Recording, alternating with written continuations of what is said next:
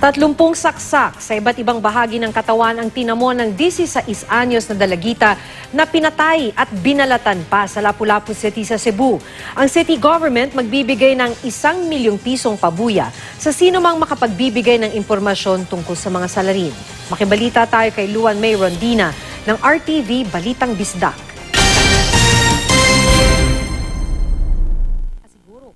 Bukod sa binalatang mukha, nakitaan pa ang 16 anyos na si Christine Lee Silawan ng 30 saksak sa iba't ibang bahagi ng katawan. Si Silawan ang babaeng natagpuan sa bakanteng lote sa sitio Mahayahay sa Barangay Bangkal, Lapu-Lapu City nitong Lunes. Base sa autopsy report, may isa siyang saksak sa leeg, 9 sa upper extremities at 20 sa iba't ibang bahagi ng katawan.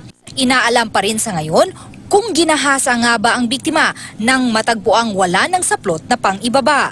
What I can only say is that there were no recent injuries dun sa genitalia.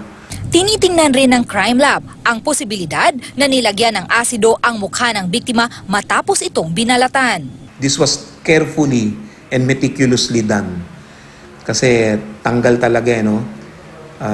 It's possible that it was flayed and it's possible na ginamitan ng corrosive material to clean out yung areas. But some areas kasi intact na intact pa, which is not consistent sa isang binuhusan lang ng asido. Base rin sa autopsy, posibleng pinatay sa ibang lugar ang biktima bago iniwan sa bakanting lote. Ayon pa sa pulisya, may nakuha silang kuha ng CCTV video malapit sa simbahan kung saan sinasabing huling nakita si Silawan. Isa kay motorsiklo and then gisandwich siya kumbaga. Pero subject pa na sa confirmation. That's why we need more footages.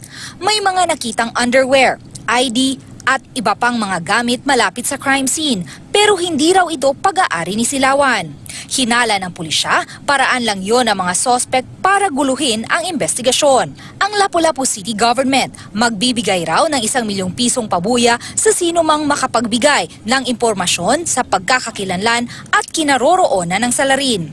Sila na rin daw ang gagastos sa pagpapalibing sa bangkay ng biktima. Ang Integrated Bar of the Philippines o IBP Cebu Chapter handa namang magbigay ng legal assistance para sa pagpapanagot sa mga salarin. Luan May Rondina, Nagbabalita, Pilipinas.